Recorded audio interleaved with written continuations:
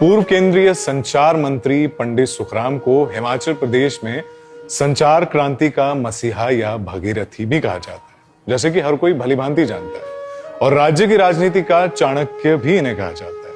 नमस्कार, मैं हूं दीपक, आप देख रहे हैं लाइफ टाइम्स टीवी। और पंडित सुखराम जी के पुण्यतिथि के खास मौके पर यह खास पेशकश हम लेकर आए हैं। उन्होंने 1990 के दशक में पीवी नरसिम्हा राव सरकार में संचार मंत्री में रहते हुए भारत में मोबाइल और टेलीकॉम व्यवस्था का आधुनिकीकरण किया। पंडित सुखराम का जन्म 27 जुलाई 1927 को हिमाचल प्रदेश के मंडी जिले के कोटली गांव में एक अत्यंत गरीब परिवार में हुआ था। उन्होंने दिल्ली लॉ स्कूल से कानून की पढ़ाई की और 1953 में मंडी जिला अदालत में वकालत शुरू की। राजनीति में आने से पहले उन्होंने मंडी नगर पालिका में बतौर सचिव सरकारी नौकरी भी की थी।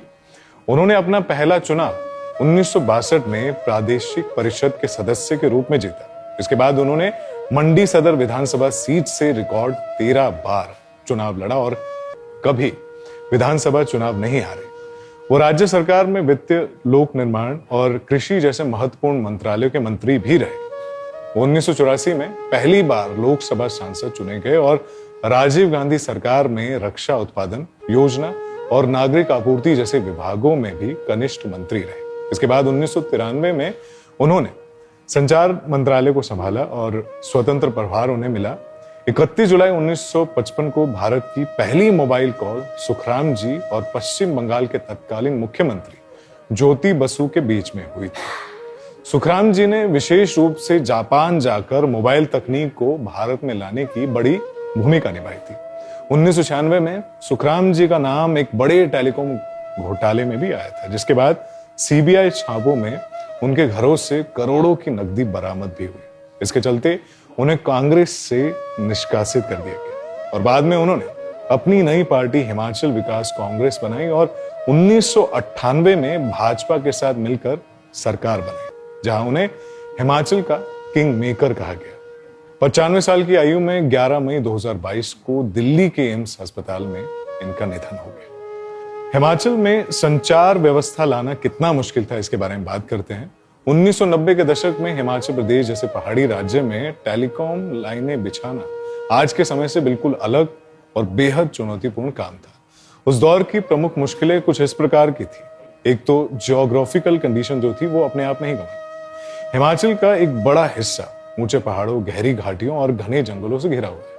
लाहौल स्पीति, किन्नौर, पांगी और भरमौर जैसे क्षेत्र साल में कई महीने बर्फबारी के कारण देश से पूरी तरह कट जाते थे। ऐसे रास्तों पर टेलीकॉम के भारी भरकम खंभे और तांबे के जो भारी तार होते थे उन्हें पहुंचाना इंसानी कैपेसिटी से बिल्कुल बाहर था। सड़कों का अभाव, उस समय राज्य के कई दूर दराज गांवों तक चलने लायक सड़कें भी नहीं थी। जहां गाड़ियां नहीं जा सकती थी वहां मजदूरों और खच्चरों की पीठ पर लाद कर टेलीकॉम के खंभे और मशीनें कई कई किलोमीटर दूर पहाड़ों पर चढ़ाई गई थी। कठोर मौसम भी होता है। सर्दियों में तापमान 0 से कई डिग्री नीचे चले जाने और भारी बर्फबारी के कारण पहाड़ों पर काम करना लगभग इम्पॉसिबल था। जमी हुई मिट्टी में खंभों के लिए गड्ढे खोदना और जमीनी स्तर पर केबल बिछाना, ये भी अपने आप में ही एक तकनीकी चुनौती थी। लाइसेंस राज और समिति संसाधन के बारे में अगर बात करें तो उस दौर में भारत में लाइसेंस राज था, जहां एक आम लैंडलाइन कनेक्शन लेने के लिए भी लोगों को सालों इंतजार करना पड़ता था।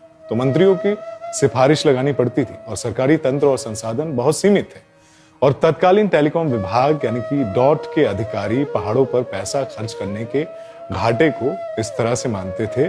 तो सुखराम जी ने इस मुश्किल को कैसे हल किया, इसके बारे में बात करते हैं। इन तमाम बाधाओं के बावजूद पंडित सुखराम जी ने अपनी राजनीतिक शक्ति और दृढ़ इच्छा शक्ति का इस्तेमाल किया और उन्होंने विभागीय नियमों को दरकिनार करते हुए आदेश दिया कि हिमाचल के उस व्यक्ति को कनेक्शन दिया जाए जो आवेदन करे। उन्होंने दूर दराज की पंचायतों और जनजाति क्षेत्रों में सैटेलाइट फोन यानी कि WLL तकनीक और STD बूथों का जाल बिछाया। सरकारी खजाने का रुख अपने आप राज्य की तरफ मोड़ा ताकि पहाड़ों के आखिरी छोर पर बैठे व्यक्ति के घर में भी टेलीकॉम की घंटी बज सके। यही वजह है कि तमाम राजनीतिक विवादों और घोटालों के बाद भी हिमाचल प्रदेश की आम जनता उन्हें हमेशा एक ऐसे मसीहा के रूप में याद रखती है जिसने राज्य को भौगोलिक रूप से अलग थलग होने से बचाया और पूरी दुनिया से जोड़ दिया। तो आज की इस खास पेशकश में बस इतना ही। देखते रहिए लाइफ टाइम्स टीवी। हिमाचल की वादियों में एक नाम है जो सिर्फ पढ़ाता नहीं भविष्य बनाता है। Himalayan group of professional institutions, जहां शिक्षा मिलती है दिशा के साथ। चाहे इंजीनियरिंग हो, लॉ, फार्मेसी या नर्सिंग, हर स्ट्रीम में आधुनिक इंफ्रास्ट्रक्चर, अनुभवी फैकल्टी और ग्लोबल एक्सपोजर। यहाँ हर क्लासरूम से निकलता है एक नया चैप्टर सफलता का।